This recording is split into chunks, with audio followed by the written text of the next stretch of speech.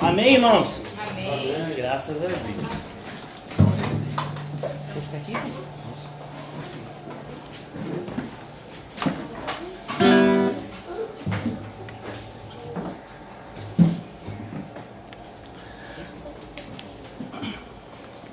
Amém? Amém. Aperta o celular bonito aqui. Misericórdia, Senhor. Queria convidar os irmãos a abrirem comigo. A gente vai dar continuidade. Hoje vai ser, se Deus assim permitir, hoje vai ser a última exposição nesse tema. E nosso intuito é mostrar não um caminho de condenação, mas mostrar para aqueles que estiverem nos acompanhando que há tempo para um arrependimento verdadeiro. Quando nós passamos por um diagnóstico e vemos que temos alguma enfermidade, o médico não está falando aquilo porque tem raiva da gente, porque quer o nosso mal, mas ele nos concede a oportunidade de termos a nossa saúde restabelecida. Hoje eu tive no médico e o médico disse que eu tinha uma enfermidade que até certo ponto era um pouco grave, mas que tinha tratamento, e eu iniciei o tratamento já logo depois que eu saí do médico. Então, nossa posição enquanto cristãos, enquanto pregadores da palavra de Deus, eu e o irmão José principalmente, é mostrar que através da exortação santa, onde os nossos erros são evidenciados, nós temos uma oportunidade de sermos salvos, uma oportunidade de termos o nosso relacionamento com Deus corrigido, para que de fato fujamos e possamos estar cada vez mais longe do auto-engano e de qualquer outra espécie de engano, e viver uma vida baseada na verdade e no amor. Como a gente tem frisado bastante isso, só exorta quem ama, só está disposto a ser odiado por falar a verdade aquele que ama. E essa vai ser sempre a marca da verdadeira pregação. É uma pregação como a de Estevão, que estava disposto a ser apedrejado, e de fato foi. Mas Estevão não odiava aquelas pessoas que ele exortou severamente. E como é que a gente sabe disso? Pois mesmo sendo apedrejado, o que foi que ele falou? Pai, perdoa-lhes, eles não sabem o que fazem. E parece para alguns ouvidos, mais carnais, que Estevão estava com raiva do Sinédrio ou qualquer coisa assim, por conta da dureza do sermão de Estevão. Mas aquele sermão era duro, porque o coração dos ouvintes era duro.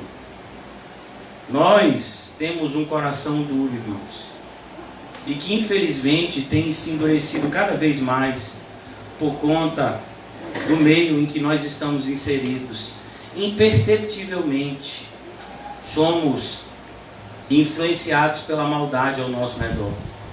Todos os dias devemos ou deveríamos limpar a sandália dos nossos pés, se de fato nós somos de Deus, porque andamos em um mundo imundo e que nos suja com a sua sujeira.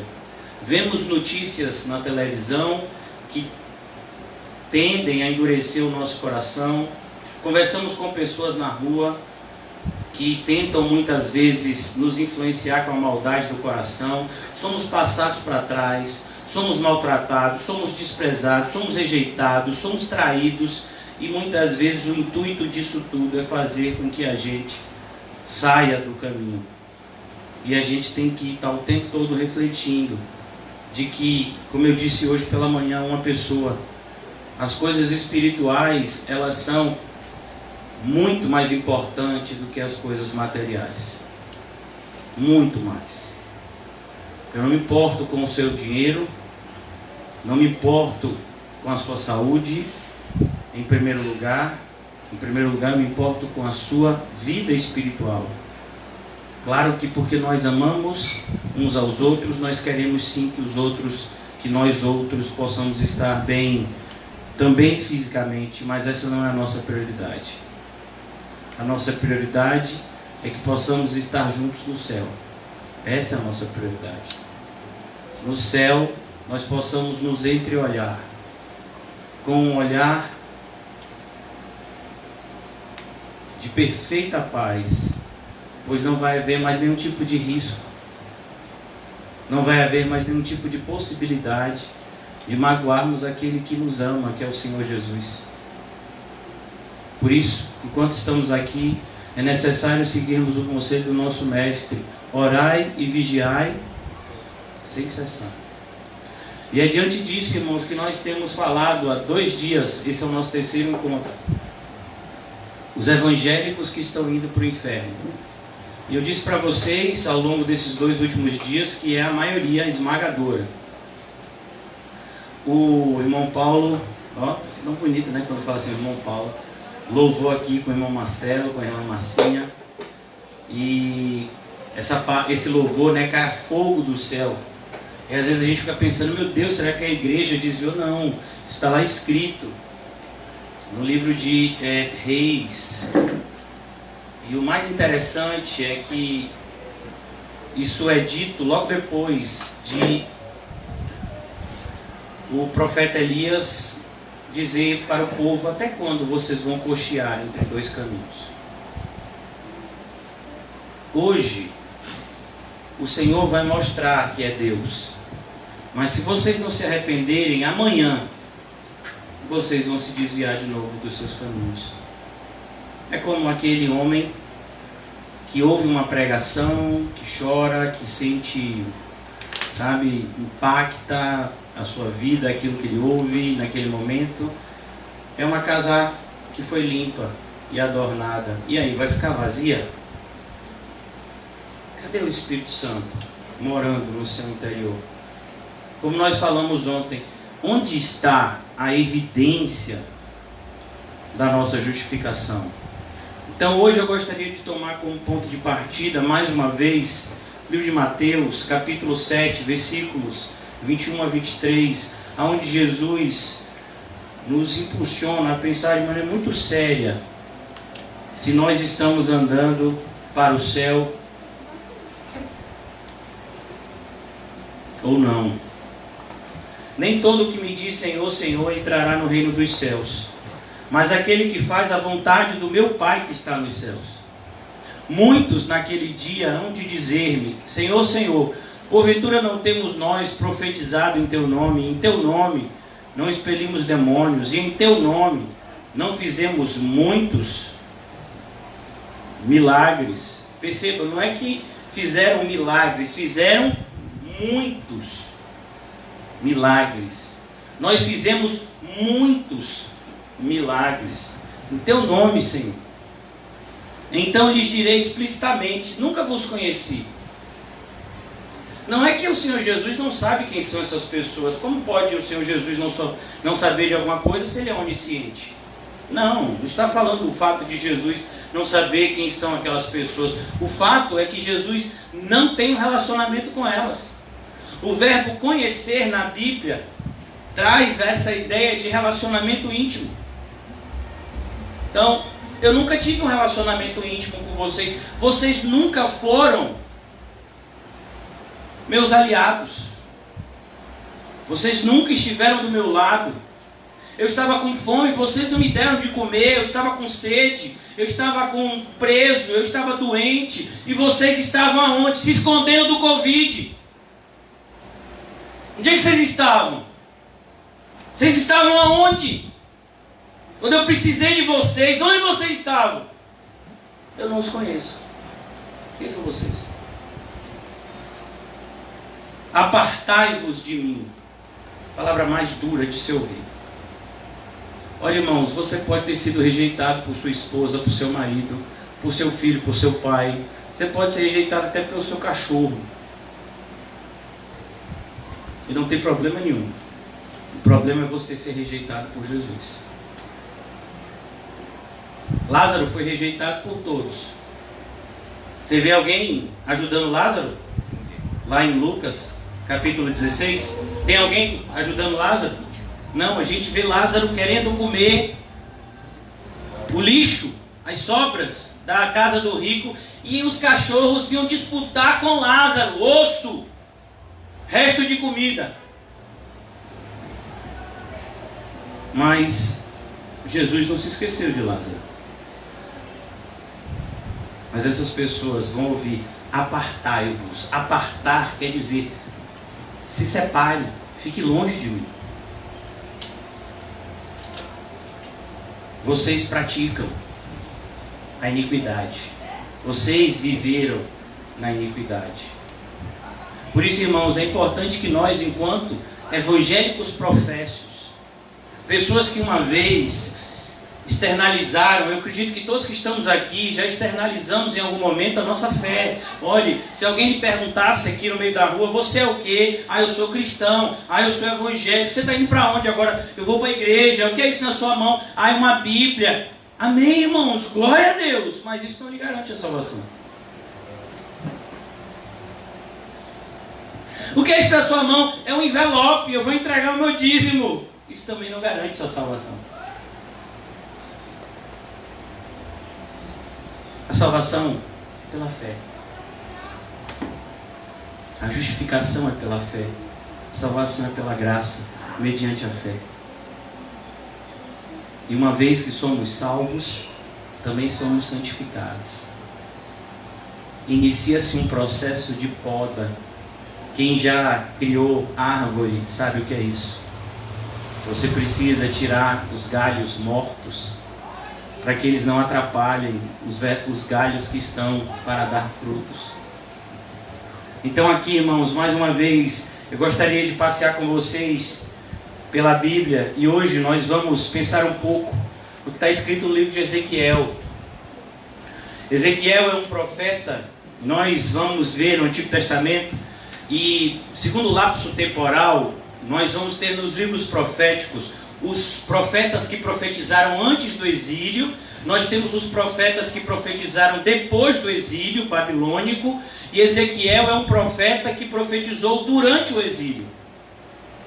O povo se rebelou e Deus permitiu que uma nação ímpia, os assírios, os babilônicos viessem. Os assírios vão destruir o reino do norte, os babilônios destroem o reino do sul e levam eles escravos para a Babilônia. E Ezequiel profetiza justamente nesse período de tempo, aonde o povo estava passando por um intenso castigo, mas ao que tudo indica, não haviam aprendido nada. Já imaginou isso, irmão? A gente está passando por essa pandemia. Há mais de 60 dias que a gente está vivendo nesse processo de quarentena.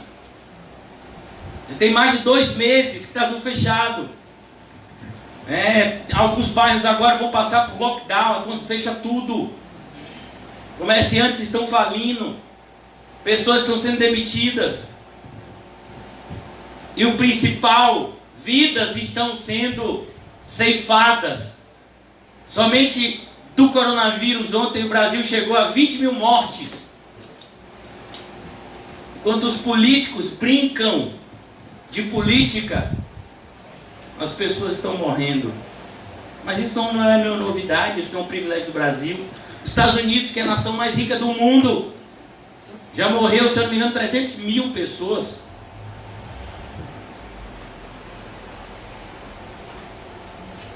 Você acha que as pessoas estão arrependidas? Há um mês, mais ou menos atrás, nós estávamos aqui, um mês e meio, vendo a situação da Europa, que comoveu o mundo inteiro, principalmente a Itália, onde a gente tem uma irmã que mora lá. Aqueles caminhões do exército, carregando uma centena de caixões. 800 pessoas morreram em um dia. No Brasil, ontem morreram 1.024. No dia que morreram 800 pessoas na Itália, que passou aquele monte de caixões levando, os mortos a serem enterrados, houve uma comoção popular a nível mundial. Mas você sabe o que é que os italianos querem fazer? Ir à praia. voltar a fazer compra no shopping center, voltar a passear nas ruas de Veneza, voltar ao campeonato de futebol italiano, que é um campeonato de futebol tão famoso. Meu Deus do céu, eles não se voltaram para Cristo? Não, nem vão se voltar. Não ache que o sofrimento segundo o mundo opera arrependimento. Não, o sofrimento segundo o mundo opera a morte. Verdade. As pessoas estão trancafiadas em suas casas com medo de morrer. Aí quando passar essa onda do Covid, vai passar. A vacina vai ser descoberta mais cedo ou mais tarde. As pessoas vão voltar para pecar mais ainda. Socorro, o mundo vai ficar muito pior do que já era, irmão. Não ache que vai melhorar, não, vai piorar e vai piorar muito. Você sabe qual vai ser, aonde a gente vai ver a maior piora de tudo isso? No mundo evangélico. Você vê o problema chegando a nível assustador quando a luz se escurece. A igreja cristã, a igreja evangélica, ela deveria ser a luz do mundo. Mas se a luz que é em nós são trevas, e aí? Eu quero ler aqui com vocês, irmãos, capítulo 14 de Ezequiel. O povo já havia sofrido, já estava no cativeiro, mas ninguém tinha aprendido. No capítulo 8, Ezequiel vai falar que o povo ainda estava praticando apostasia. E aqui no capítulo 14, olha que coisa. Eu vou ler o versículo 14, irmãos, e depois eu vou voltar a partir do versículo 1, tá certo? Eu quero adotar essa metodologia na noite de hoje, se vocês me permitirem. Capítulo 14, capítulo 14, o verso 14, diz o seguinte: ainda que estivessem no meio dela, ou seja, no meio da multidão dos religiosos, dos evangélicos, daqueles que se dizem cristãos e não são, mentem, ainda que estivesse no meio deles 3 homens, Noé, Daniel e Jó. Você já imaginou? Olha a categoria desses crentes aqui. Você imaginou um crente como Daniel, irmão? Que vai para a cova dos leões e os leões ficam de boca fechada. Já imaginou? Um cristão como Daniel, que recebe... Irmão, você já imaginou um rei? Vamos imaginar o presidente Bolsonaro chamar você e dizer assim: você vai ser a segunda pessoa mais poderosa do Brasil. No Brasil nem tem esse cargo. Não existe isso no Brasil. Os ministros, eles não têm esse poder. Mas vamos imaginar que o presidente tivesse esse poder. Você vai ser o segundo. Foi isso que o rei ofereceu para Daniel, para ele interpretar as palavras lá da parede. Sabe o que Daniel disse? Eu vou interpretar, mas eu não quero nada de você. Já imaginou isso? Daniel, eu vou lhe dar todo o ouro, dinheiro, poder. Daniel, eu não quero nada. Eu vou interpretar porque é a vontade de Deus. Já imaginou os evangélicos de hoje? Rapaz, eu estou com a dúvida na Bíblia aqui. Se você tirar minha dúvida, eu te dou 100 mil reais. Meu filho camarada nem sabe, mas diz que sabe. Qual é a sua dúvida? A mulher de cair, rapaz, eu sei até o nome dela, o CPF, o RG. Como é o nome da mulher de cair? Eu tenho essa dúvida. Se você tirar, eu te dou 100 mil reais. Os evangélicos hoje são assim. Não pode ver dinheiro. Igreja evangélica As igrejas evangélicas de hoje, elas matam e morrem por dinheiro. Até pastores que você pensa que não são assim, são os piores. Vem pessoas passando necessidade na igreja e não dão nada. Nem querem saber quem está passando necessidade ou não. Se dizem pastores reformados e que conhecem e fazem. Ainda que estivessem no meio dessa geração, estes 3 homens, Noé, Daniel e Jó. Noé, já imaginou Noé? O mundo inteiro foi destruído e quem foi salvo? Noé e sua família. E Jó, Jó, meu filho, é um dos poucos homens na Bíblia que tem o seu testemunho dado pelo próprio Deus, diante do diabo. É um dos únicos casos na Bíblia de um diálogo entre Deus e o diabo pela vida de um homem. Deus olha para o diabo e diz: ei, meu servo Jó, um homem íntegro, reto, que se desvia do mal, que faz o bem. Irmão, é Deus que está falando isso. Se tivesse essas três pessoas no meio de vocês, pela sua justiça salvariam apenas a sua própria vida, diz o Senhor. Eles seriam salvos, mas todo o resto ia morrer. Não ache que porque tem um crente aqui na igreja de verdade, o resto vai ser salvo por tabela. Isso aqui não é eleição. No Brasil é o que acontece, é eleição proporcional. Tem aqueles chamados puxadores de voto. Então um camarada consegue 500 mil votos, e aí ele consegue eleger um monte de gente que não tinha voto, mas que é da legenda dele que vai junto. No Brasil acontecia isso. Não sei se ainda acontece, não tenho estudado, acontece, não tenho estudado mais direito eleitoral. Mas na época que eu estudava, era assim. Eram chamados puxadores de voto. Ele sozinho conseguia mais 4 cadeiras para o partido. Na igreja não tem isso não, viu? A pessoa que está sentada do seu lado pode estar indo para o céu e você não. E vice-versa. O marido pode ir, a esposa não. A esposa pode ir, o marido não. A salvação é individual. Ah não, lá na minha igreja tem um crente de verdade. E você é crente de verdade? Você é. Ah, o meu pastor prega a verdade. Glória a Deus, meu filho. E você pratica? O apóstolo Paulo disse que se ele não praticasse, ele seria reprovado.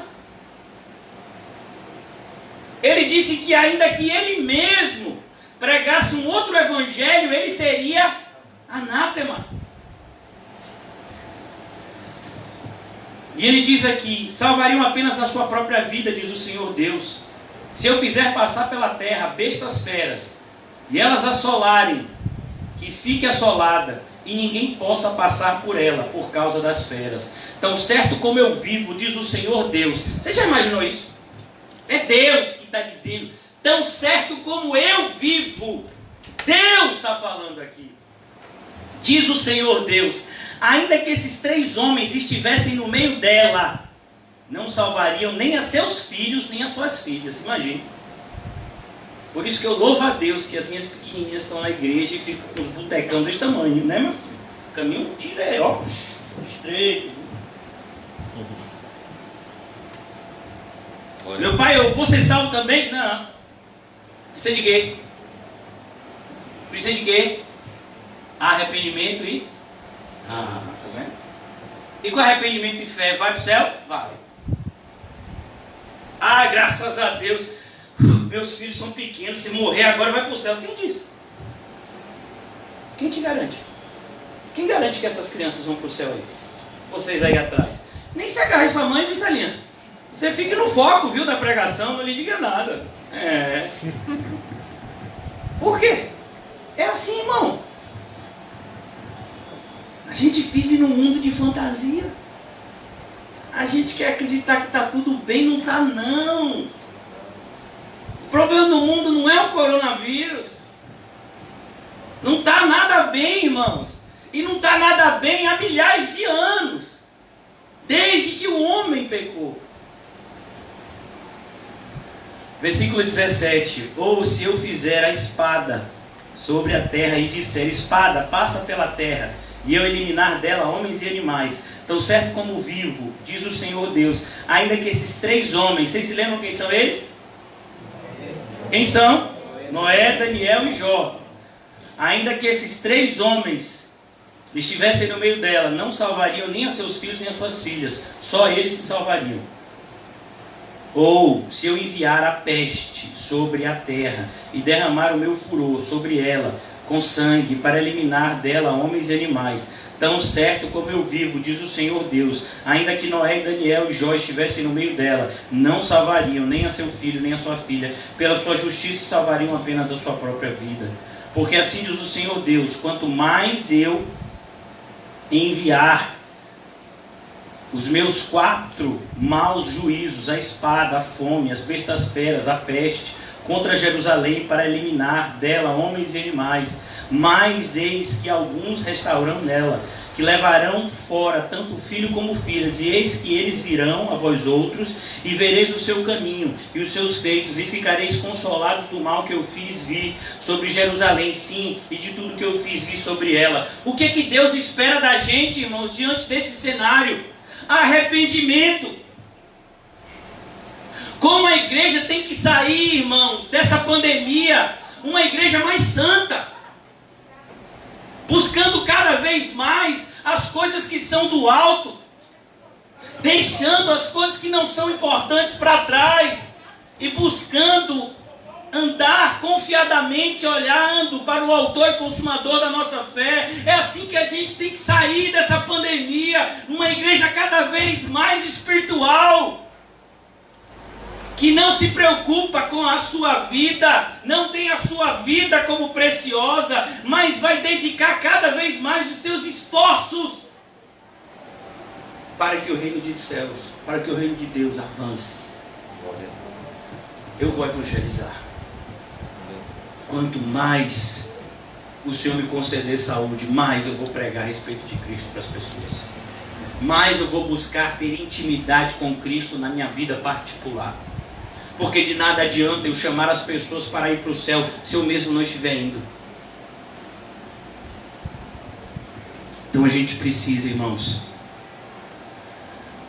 despertar. E como eu disse a vocês, capítulo 14, o que eu disse para vocês é o final só desse capítulo. Olha como se inicia. Então vieram ter comigo alguns dos anciãos de Israel e se assentaram diante de mim. Isso é Ezequiel.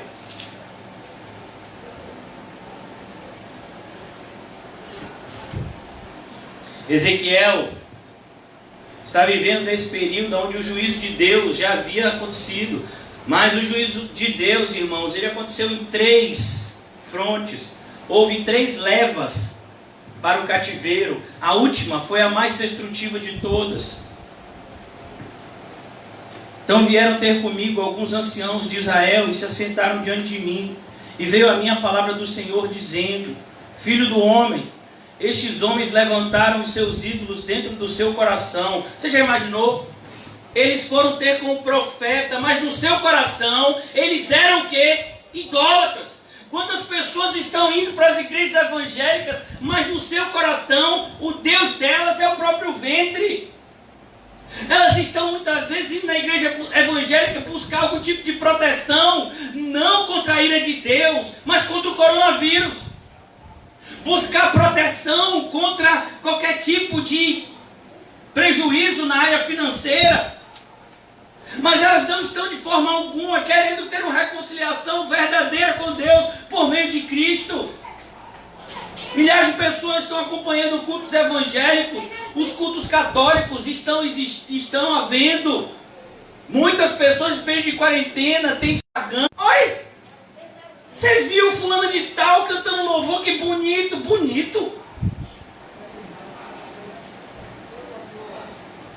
Aquela mulher cantando louvor. Ela não tem temor, não.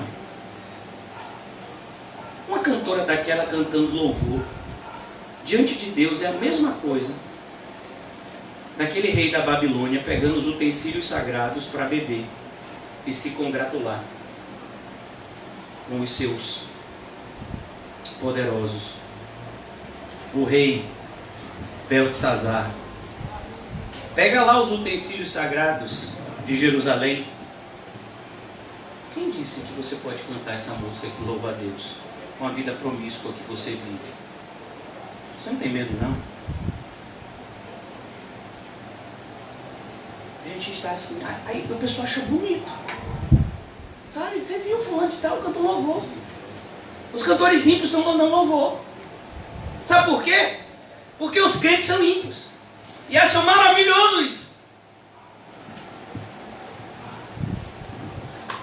Irmãos, para você louvar a Deus, você tem que ter um coração santo. Até uma oferta para você dar a Deus, você tem que ter uma mão santa para trazer. Porque se sua mão estiver imunda, aquela oferta pode te matar. Você vai orar? Não traga fogo estranho não, viu?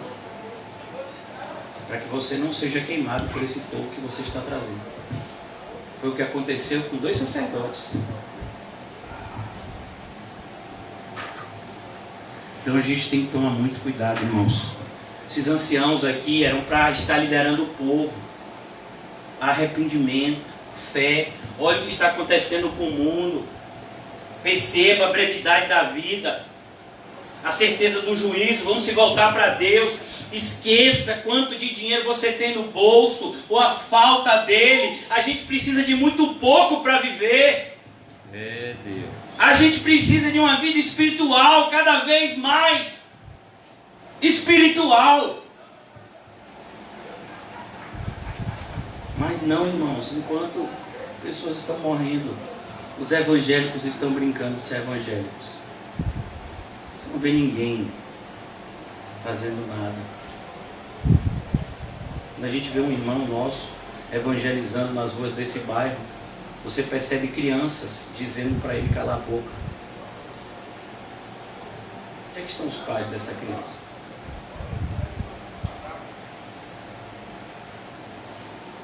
As pessoas não querem ouvir. Não se engane. Os que vão ouvir a verdade são poucos. Os que vão ser regenerados são poucos. E como aqui nós já vimos, não adianta ter muita gente e ter apenas poucos santos no meio da igreja. Só esses que de fato estão se santificando e que vão ser salvos. E o resto? A gente vai ver isso lá no livro do Apocalipse, a igreja de Sardes. Tu tem nomes de quem está vivo, porém está morta. Tem uns poucos aí que não contaminaram as suas vestes. Esses andarão comigo. Os demais, ó, o dedinho. Tem uns poucos aí, Sardes, que não contaminaram as suas vestes. Por isso a gente tem que tomar cuidado, irmãos. Se você é evangélico, viva como evangélico. Viva. Viva como alguém que vai para o céu. E não como alguém que deseja viver eternamente aqui na terra. Portanto, fala: os homens levantaram ídolos dentro do seu coração, versículo 3, tropeço para a iniquidade, que sempre tem eles diante de si. Acaso permitirei que eles me interroguem? E você já viu que é o povo que ainda quer interrogar Deus? Como é que Deus permite o coronavírus, irmã? Você não é evangélica? Como é que o seu Deus permite coronavírus? Que Deus é esse de vocês, evangélicos?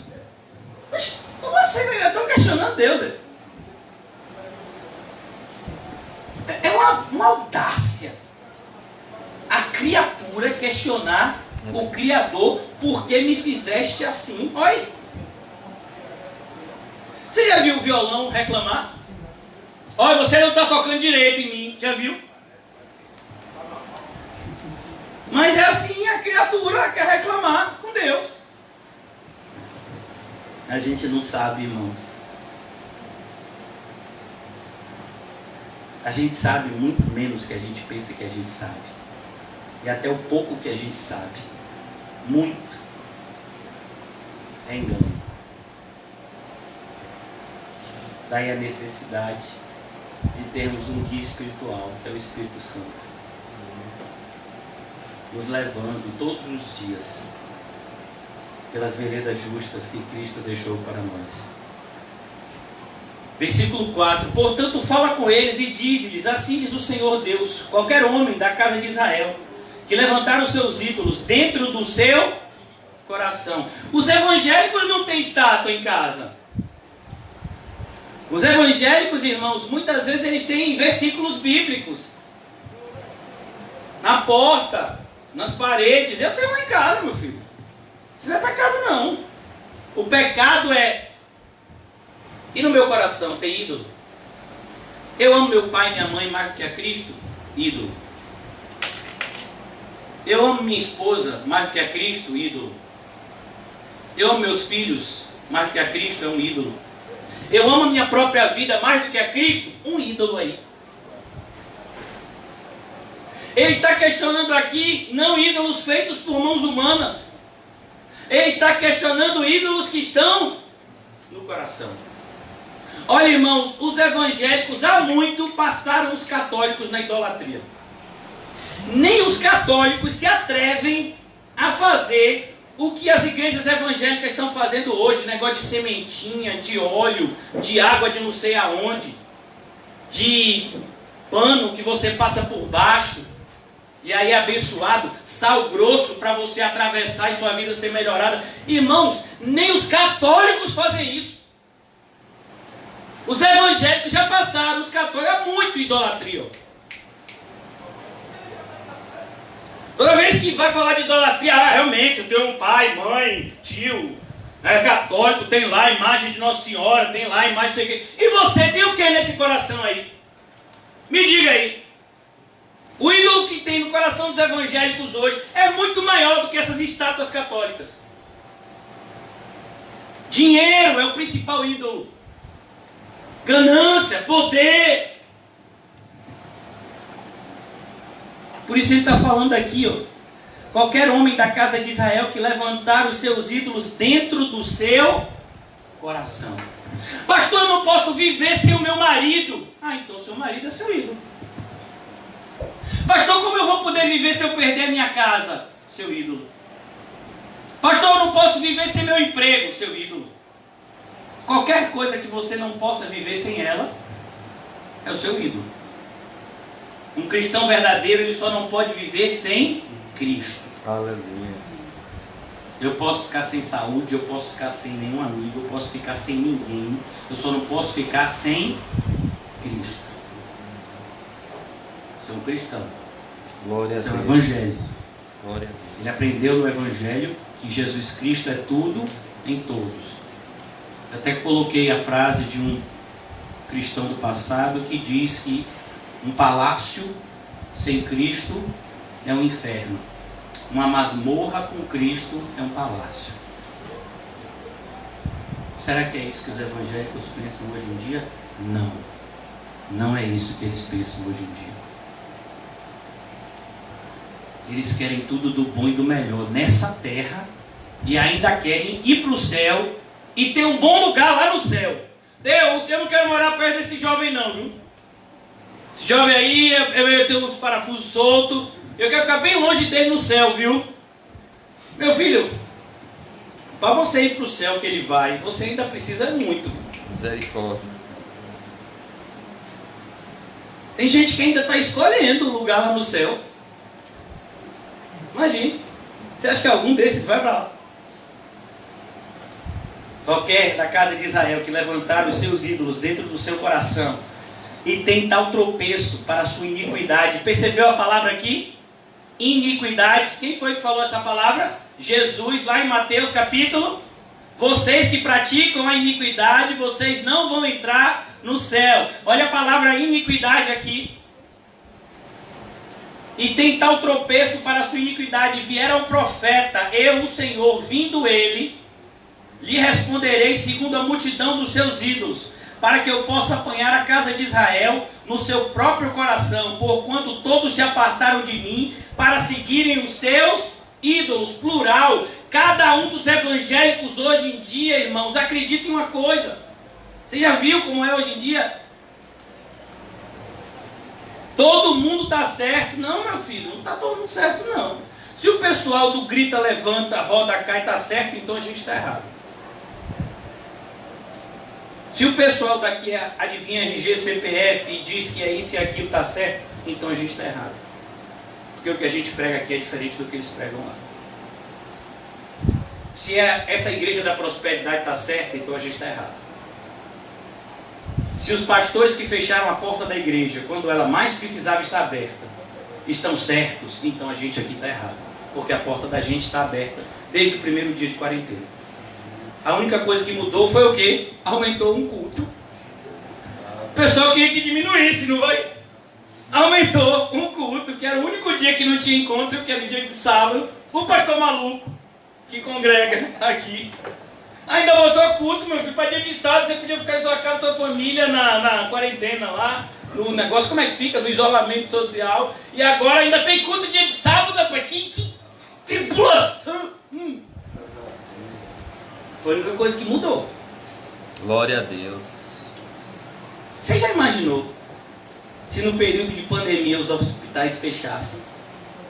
O número de mortos não seria 20 mil, pode ter certeza, seria muito maior.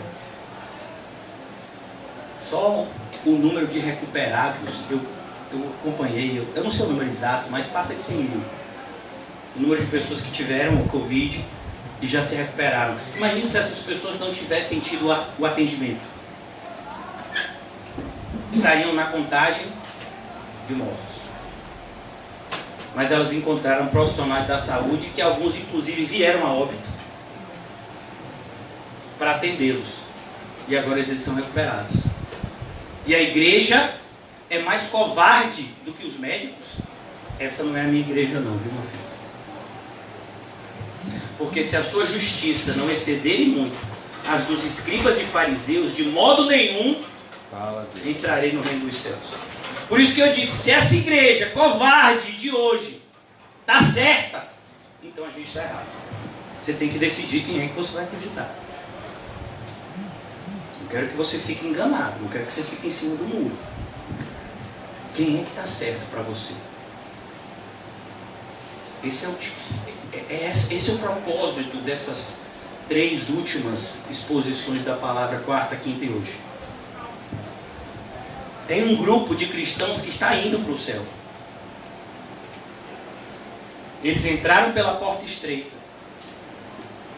Eles estão com dificuldade andando pelo caminho da salvação. E o justo é salvo diante de muita dificuldade. Fala o apóstolo Pedro. O apóstolo Paulo volta aos lugares onde ele havia pregado o evangelho e motiva os evangélicos verdadeiros de que é debaixo de muita provações que nós seremos salvos. Atos 14, 22, se eu não me engano.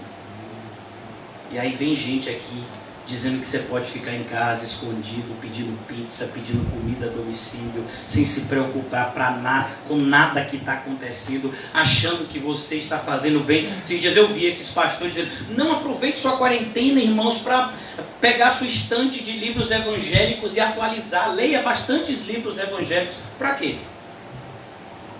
Para que tanta informação, se você não quer praticar nada? A gente falou, você é ouvinte. Cadê a prática? Cadê a disposição por morrer por aquilo que você acredita? Onde está? Então a gente precisa despertar, irmãos. Aqui o profeta está mostrando, aqueles anciãos chegam para dizer, a nossa situação está grave. Sim, vocês mudaram o quê? A gente podia ter morrido nesses 60 dias. Vocês sabiam que quando uma pessoa morre de Covid, ela morre bem rápido? A infecção pega bem rápido aquela pessoa. E é justamente por isso que a taxa de mortalidade é tão alta. Porque muitas vezes o corpo não tem tempo para reagir. A infecção ela vai se alastrando rápido demais. Pessoas entram no hospital 2, 3 dias, óbito. Mas a pessoa entrou aqui andando, como eu já vi em entrevistas de filhos que foram levar os pais a bordo do hospital. Meu pai entrou aqui andando. E aí? Você vai para onde? Quero saber do seu dinheiro. Quantos famosos morreram nessa pandemia? Você contou? Porque os Zé Ninguéms, ninguém faz questão de mostrar. Mas os famosos mostram. Um monte de gente famosa aí morreu de Covid. O primeiro-ministro da Inglaterra quase morre. O negócio dele foi tão grave que os 2 filhos dele, parece que teve 2 filhos agora, ele vai botar o nome dos enfermeiros que trataram ele. Porque ele viu a proximidade da morte. Boris Johnson, eu acho que é o primeiro-ministro lá da Inglaterra. E aí? Todo mundo está vendo. que a morte pode chegar a qualquer momento. Era algo que a gente já devia saber. Mas precisou acontecer isso para a gente perceber. E aí, você vai para onde? Vai para onde, irmão? Me diga para onde é que você está indo. Você fecha o seu olho de noite e ora. Para onde é que você está indo? Para onde? Se você não pensa em ninguém além do seu próprio ventre, não me diga que você é cristão, porque a Bíblia diz que se você não está amando o irmão que você vê, como você pode dizer que você ama um Deus que você não vê? Eu estou em minha casa, mas eu amo minha igreja, eu amo os cristãos, eu amo. Ama o quê, meu? Por que você ama, meu filho? Para! Arrependa-se! Bota a hipocrisia para fora, irmão! Joga a hipocrisia no lixo! É verdade, Deus. Não saia essa noite aqui da congregação com a hipocrisia! Não mais! Você pode e deve até usar essa máscara aí, mas a máscara da hipocrisia jamais volte a usá-la! Glória a Deus. Fala a Deus. Não! Tem que tratar o que está aqui dentro, irmãos. Os ídolos que estão aqui dentro. É verdade. Me ajude. Pastor, eu não vou para a igreja porque eu fico com medo de ficar doente e voltar para casa e passar doença para fulano de tal. É mesmo, meu filho. E vem cá, você está passando sua santidade para essa pessoa? Você sabia que seus parentes, que você está com tanta preocupação, se eles morrerem de qualquer outra causa, eles vão para o inferno? E você está preocupado com isso? Você está evitando que ele morra de Covid. Essa é a sua principal preocupação. E se morrer de outra forma, vai para onde? E sabia que o sangue vai ser cobrado da sua mão? Porque você era para ser o sacerdote do seu lar. Sabe como é que chama isso? Covardia. E é o primeiro que não entra. Os covardes não entrarão no reino dos céus. Mas eu não fiz nada. Pois é, por isso que você não vai entrar aqui. Só entra aqui quem fez alguma coisa. Cristo deu a vida por você. E o que você tem feito por ele? É Deus. Irmãos, o importante é que Cristo deu a vida por nós. Com certeza.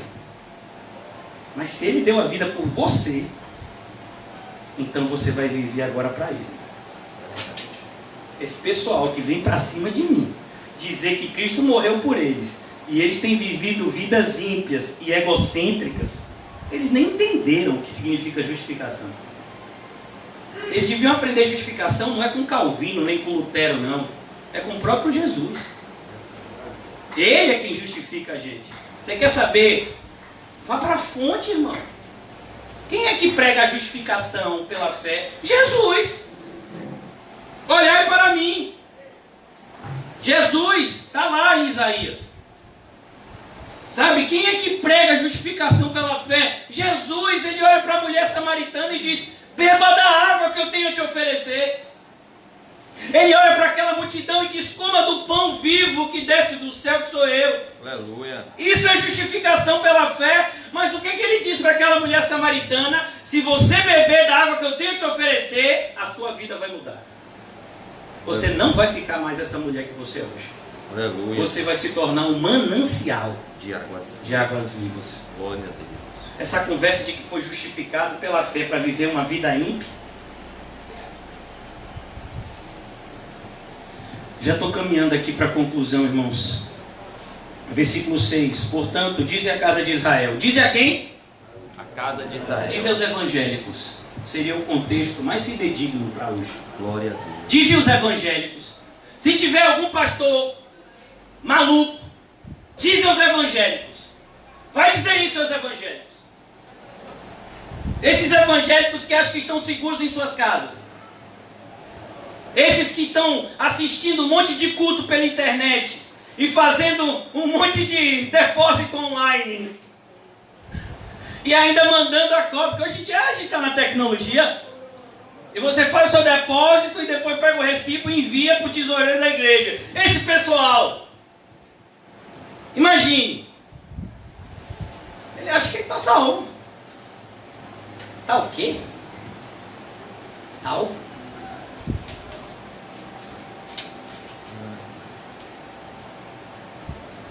Igual eu ouvi de uma pessoa, quer dizer, eu não ouvi, eu li num comentário de uma pessoa num dos vídeos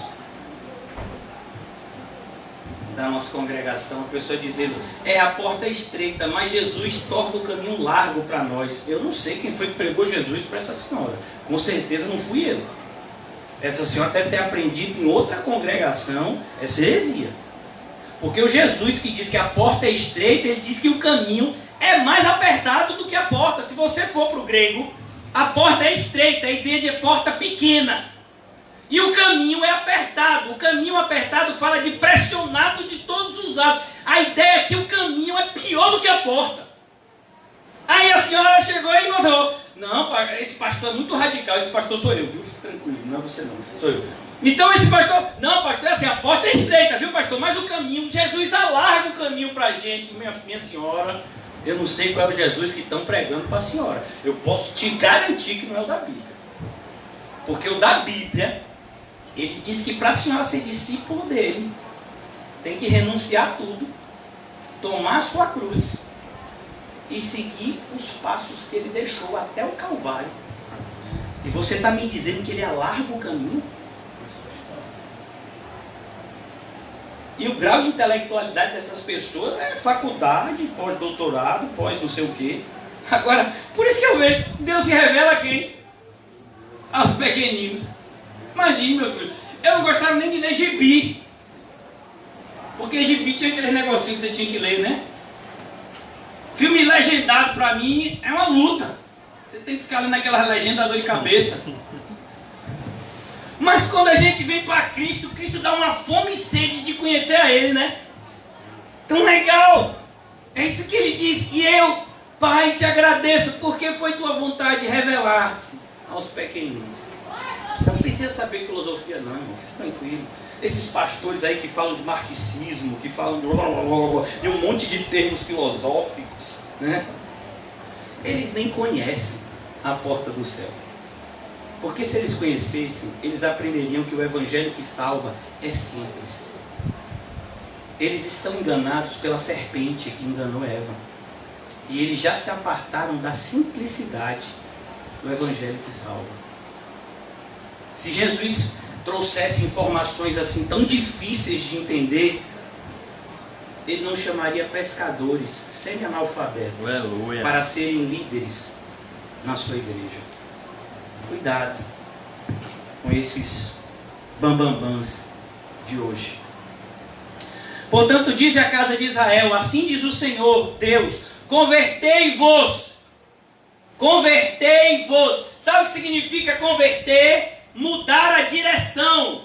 Você está indo para o norte, você vai agora para o sul. Você estava indo para a direita, você vai para a esquerda. Você estava indo para baixo, você vai para o alto, em nome de Jesus. Em nome de Jesus.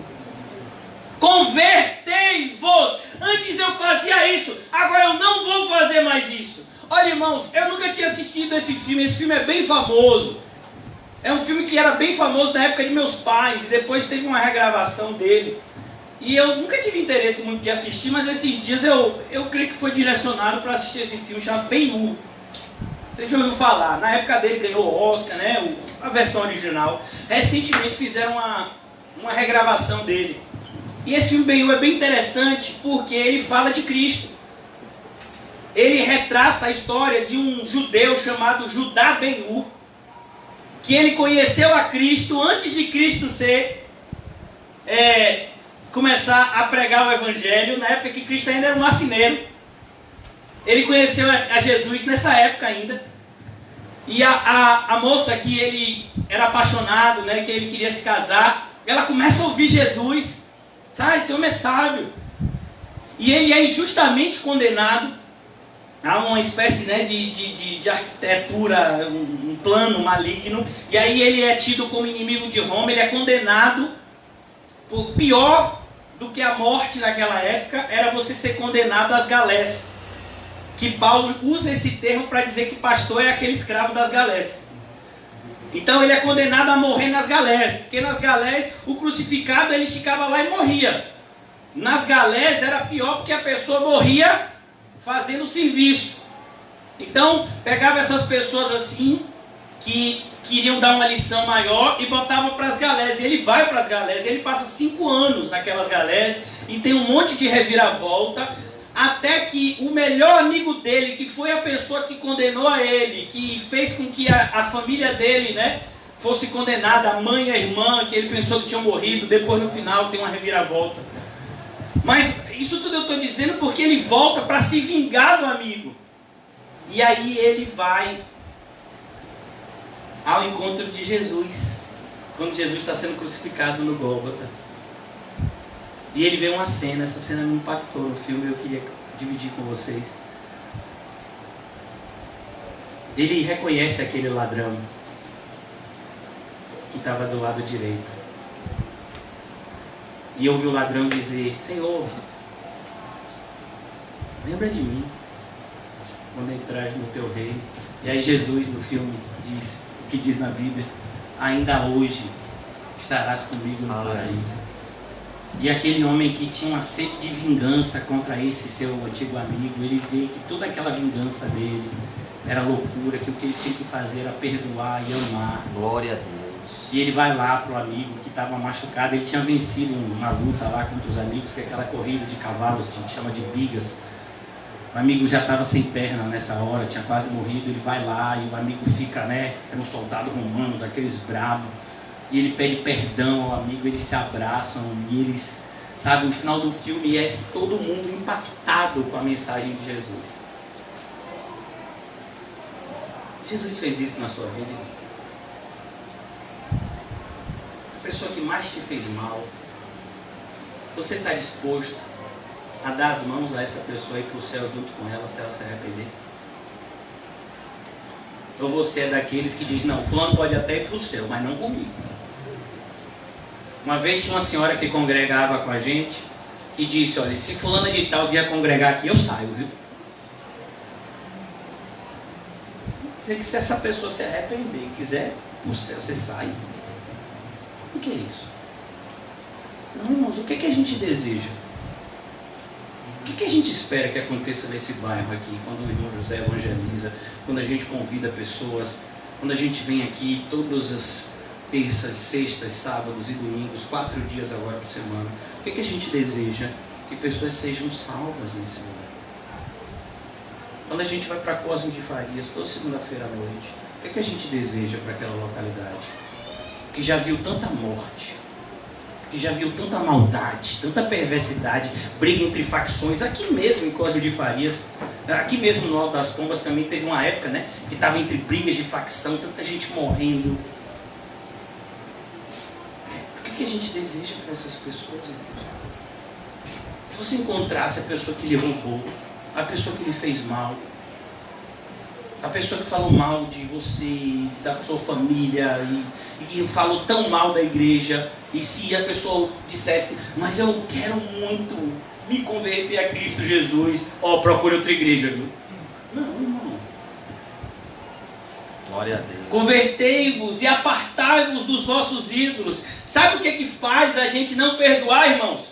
Eu vou lhe dizer por experiência própria: orgulho. Tá vendo? Essa experiência não é só minha aqui, tá vendo? É o orgulho que não deixa a gente perdoar, porque a gente pensa que o que as pessoas fizeram com a gente foi grave demais. Sim, e o que você fez com Jesus foi o quê, infeliz? É verdade, feliz. Apartai-vos dos vossos ídolos. Sabe qual é o principal ídolo que tem que sair do seu coração e do meu hoje? O orgulho. Eu acho que a gente está precisando limpar mais banheiro. A gente está precisando dormir mais perto de barata, de rato. É verdade. Por quê? Você acha que você é melhor que um rato? Olha aí Deus falando. Aquele rato me pecou, sabia disso? Ele pode ter a leptospirose dele lá, pode passar as enfermidades dele. Se bem que esses pequenininhos não passam não, fica tranquilo, viu? Mas aqueles grandão assim. Meu filho, sabe que aquele rato não pecou? Sabe aqueles cachorros que deram um monte de mordida já no irmão Deval? Os que ficam na rua ali, que ele sobe para casa dele. sempre persegue ele, né? Já deram uma mordidinha, não foi na canela, Deval? Toda vez que eu deixo de céu foi esse aí, viu, pastor? Esse daí é... E é o menorzinho, viu? Não vai perder ele não, viu? Sabe que aquele cachorro não pecou? Não tem consciência de pecado esses seres. Mas a gente ainda peca. E a gente peca. E o pior, os seres humanos desenvolveram o prazer no pecado. É a pior maldade de todas. É você sentir prazer naquilo que Deus odeia. Você já imaginou isso? São esses ídolos que a gente tem que destruir. Paulo chama ele de obras da carne, em Gálatas capítulo 5. E aquela lista de Paulo não é exaustiva, é exemplificativa. Paulo está dando alguns exemplos do que a nossa carne é capaz de produzir. Por isso ele fala obras da carne. E se você é crente, você produz obras do Espírito? Não, você produz o fruto do Espírito. E Paulo coloca essas duas coisas como contrárias. Portanto, convertei-vos, apartai-vos dos vossos ídolos, dai as costas a todas as vossas abominações. Qual é o maior testemunho, se alguém se arrependeu de verdade? É que ele deu as costas àquilo que era abominação. Sabe aquela pessoa que me afasta de Deus? Eu me afasto dela. Ah, mas aí vão falar mal de mim, que falem. Eu quero agradar a Deus. Porque como você está fazendo com a sua vida, irmãos? Você não vai poder agradar a Deus e ao mundo. Não dá. Não dá. Eles vão cobrar de você e de mim coisas opostas. O que Deus cobra de mim é totalmente impossível de praticar se eu estiver querendo agradar o mundo também. Por isso que o apóstolo João diz: filhinhos, aquele que ama o mundo, o amor do Pai não está nele. Versículo 7, porque qualquer homem da casa de Israel, ou dos estrangeiros que moram em Israel, que se alienar de mim. O que significa se alienar de mim? Se afastar de mim. A palavra alienígena, se lembra? É uma pessoa estrangeira. O que significa se alienar de Deus? É se afastar de Deus de tal forma que Deus se torna estranho para você. Você sabia que o Deus da Bíblia é estranho para a maioria dos evangélicos? Que se você ler alguns textos da Bíblia, de Deus falando, alguns evangélicos diriam: meu Deus, o que é isso? Poxa, é o Deus da Bíblia falando. Ah não, esse não é meu Deus não. Então o Deus da Bíblia é um alien para você. É um Deus de outro planeta. Para muitos evangélicos. Ele diz aqui: porque ainda os que moram em Israel, que se alienaram de mim, e levantaram seus ídolos dentro do seu coração. Percebe que toda a fúria de Deus aqui não é contra os ídolos de madeira e pedra, mas é principalmente contra os ídolos do coração, porque os ídolos de pedra e madeira são facilmente destruídos. Você viu como Gideão destruiu as estátuas de Baal na sua época? Ele deu um empurrão com a perna e as estátuas caíram. E aí começam a chamar ele de quê? Jerubaal, o destruidor de Baal. Como foi que Elias destruiu as imagens lá na sua época? Ele deu um empurrão. Aquelas estátuas não são nada, irmãos. Agora o ídolo mais difícil de destruir é o que está aqui dentro. O problema dos católicos não é aquelas estátuas que eles têm, mas é a adoração que eles fazem no seu coração àquelas entidades que não podem fazer nada por eles. Maria não pode fazer nada por ninguém. Nenhum crente do passado pode fazer nada por ninguém. Esse é o erro deles. O próprio Jesus que eles creem não é o da Bíblia. O próprio Deus Todo-Poderoso que eles creem não é da Bíblia. O evangélico que os católicos professam não é o da Bíblia. Por mais que o evangelho seja igual, O Novo Testamento do católico e do protestante é igual. São 27 livros. Mas eles não ensinam da mesma forma. Eles concedem interpretações erradas de textos claros do Novo Testamento. Ele diz aqui, versículo 7: levantar os seus ídolos dentro do seu coração e tiver tal tropeço para a iniquidade, e vier ao profeta para me consultar por meio dele, a esse o Senhor responderei por mim mesmo. Voltarei o rosto contra o tal homem, e o farei sinal e provérbio, e eliminá-lo-ei do meio do meu povo. Percebeu? O pessoal que estava querendo cultivar ídolos no seu coração e ainda assim se manter num aparente relacionamento com Deus. Olhe, se você for morno, eu te vomitarei. O povo estava aqui, ó. Essa é isso que o texto está mostrando para a gente. O povo estava com os ídolos no seu coração, depois vinha para o profeta e dizia: e aí, como é? Interceda aí por Deus, por mim, diante de Deus. Eu quero ficar bem com Deus de Israel. Como você quer ficar bem com Deus de Israel se você está cheio de ídolos no seu coração? Como é que você quer ficar bem com Jesus se você ama você mesmo? Ah, mas se eu não me amar, quem é que vai me amar? Jesus. É Jesus que tem que te amar. Mas se Jesus te ama de verdade, o amor de Jesus é tão grande que faz com que você o ame mais do que você ama você mesmo. Glória a Deus. Esse é o amor de Jesus. Todo aquele que tentar salvar a sua vida não mudou. Use máscaras. Limpe a sua mão com álcool. Passe sabonete e água. Mas não se esqueça que em vão vigia o sentinela a cidade, se Deus não aguarda. Esse salmo não mudou e nem caducou. Versículo 8: voltarei o rosto contra o tal homem e o farei sinal e provérbio. Deus está dizendo: eu vou fazer deles um exemplo. O juízo já começou, irmão. Sabe por onde começou o juízo de Deus? Pela casa de Deus. Há 2000 anos atrás. Deus tem permitido, Deus tem concedido aos falsos crentes o que eles desejam. O que é que eles desejam? Falsos mestres. Você quer um falso mestre? Deus te dá. Uma das piores coisas que pode acontecer com um ser humano caído é receber aquilo que eles desejam da parte de Deus. Porque a gente não sabe pedir. A gente é capaz de pedir aquilo que vai nos matar.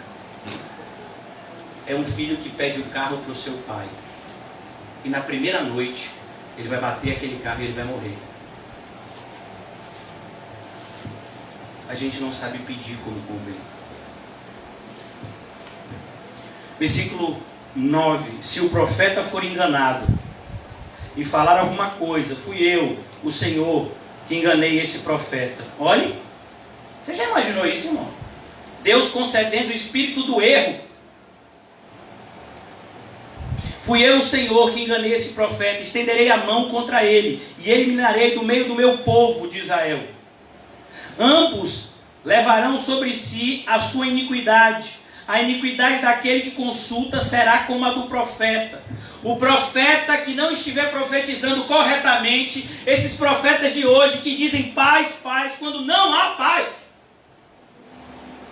Não, irmãos, fiquem tranquilos. O coronavírus vai passar e vai tudo ficar bem. Não, não vai nada ficar bem. Não acredite neles.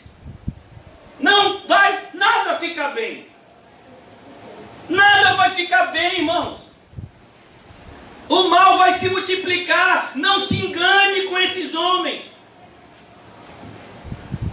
A única vez, o único momento da nossa vida onde tudo vai ficar bem é quando a gente entrar no céu. E como disse o irmão José, inspirado por Deus, alguns dias atrás, disse pra gente: quando perguntarem onde é o seu endereço, diga para eles, Apocalipse 21, é lá que eu moro. É lá que vai estar tudo bem. Mas enquanto estivermos aqui nesse mundo, teremos aflições. Nesse momento agora é o coronavírus. depois vão ser outros. Por isso, não se engane.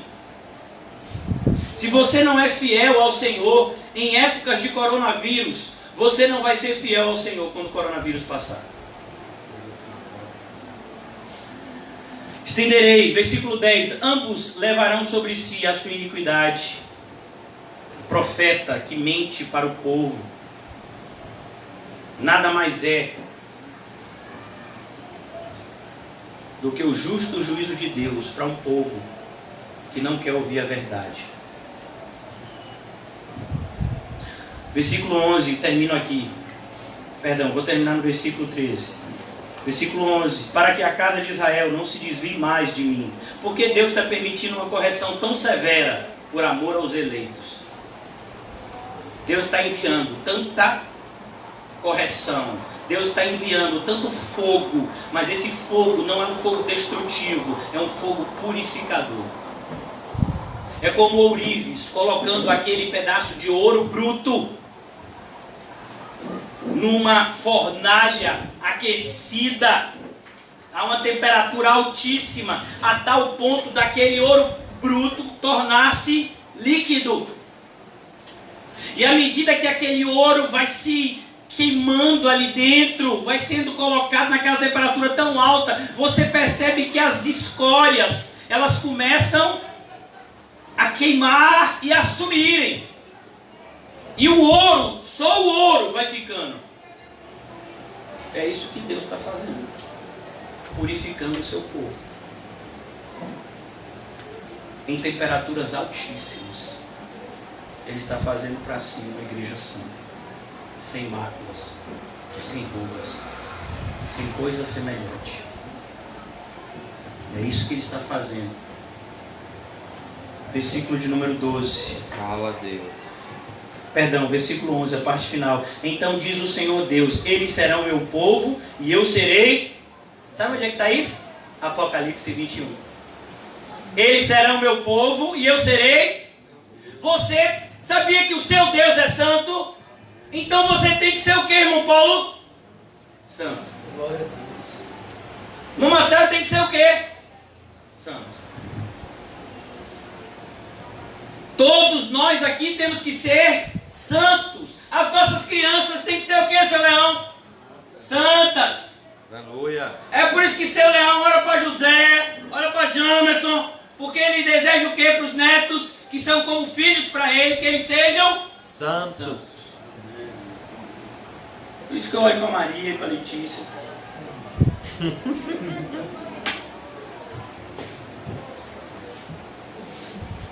Versículo 12.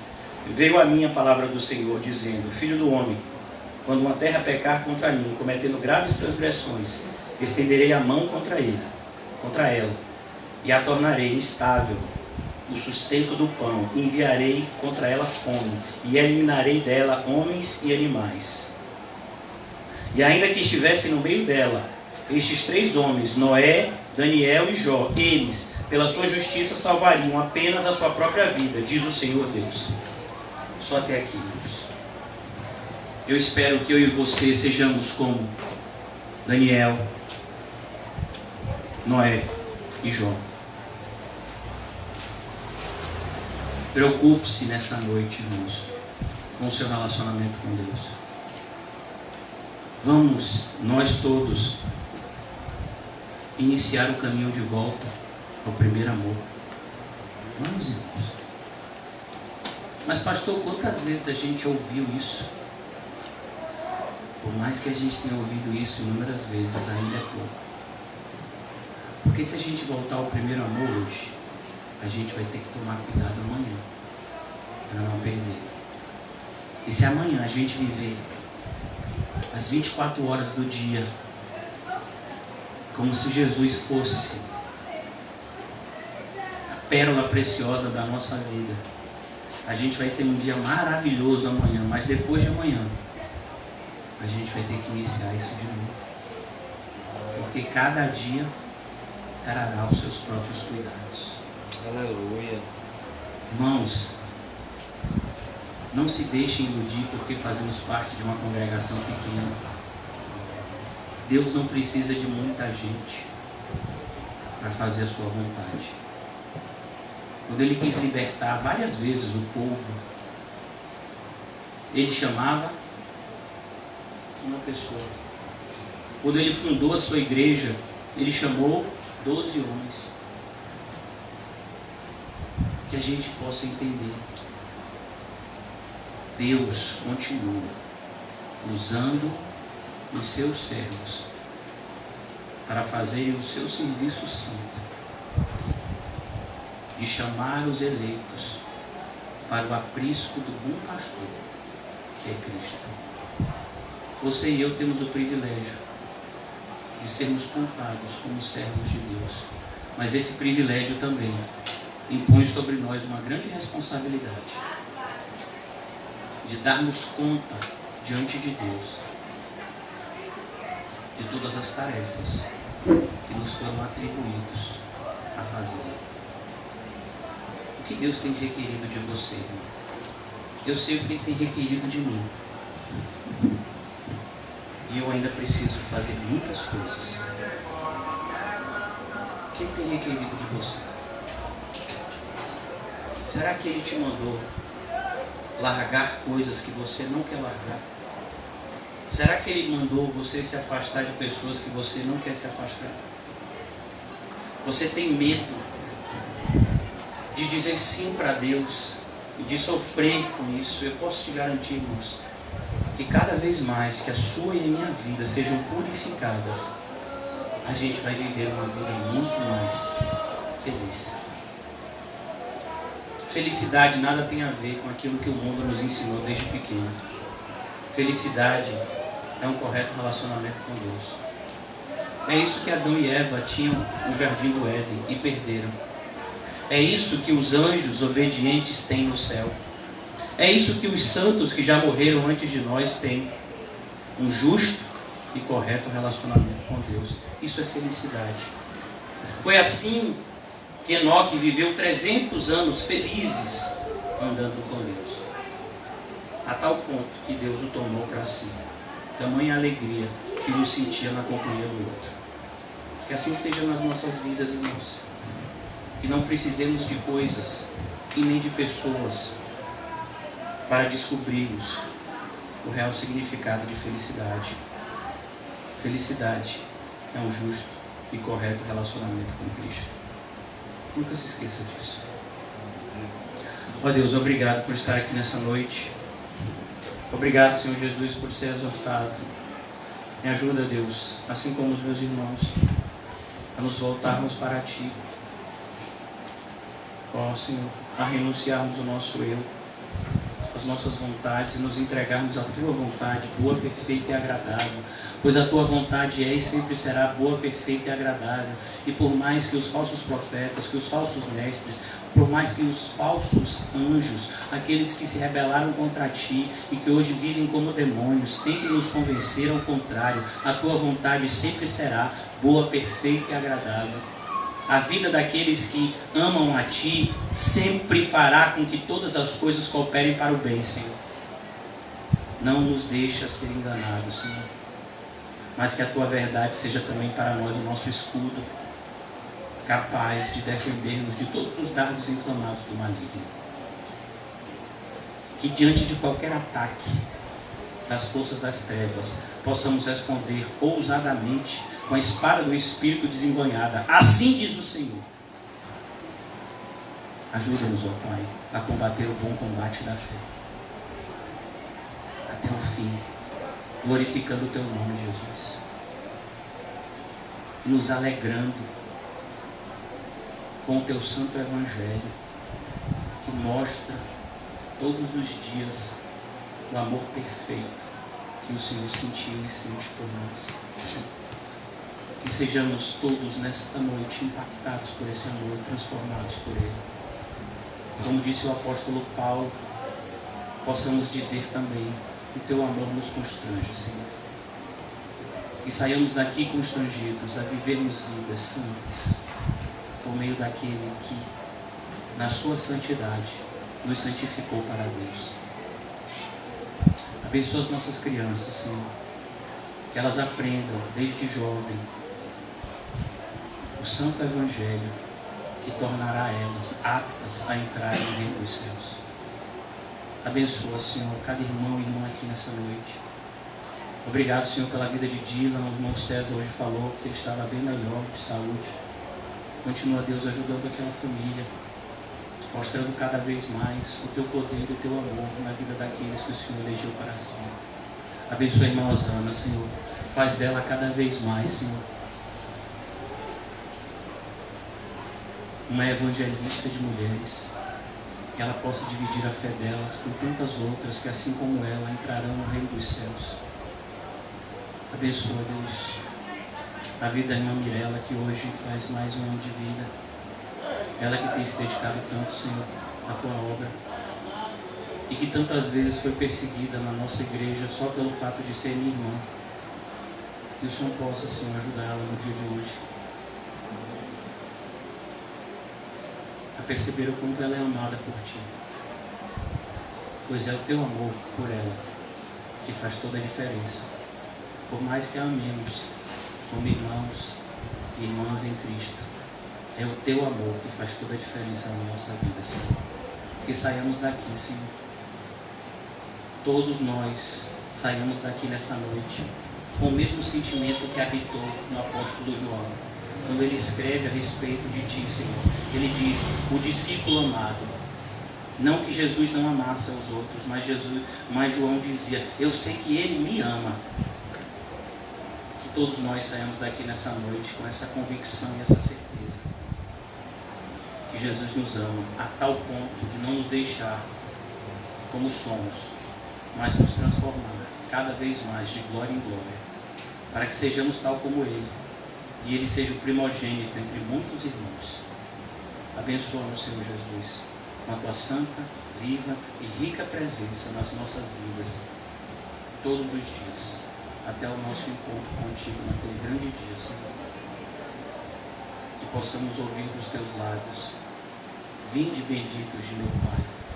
Ó Senhor, que cada vez mais essa frase nos motive, Senhor, a viver vidas santas. Vinde benditos de meu Pai. Em nome de Jesus. Amém e graças a Deus. Amém, irmãos? Saúdem-se mutuamente com um olhar santo. E não se esqueça de dizer, Jesus te levará para o céu.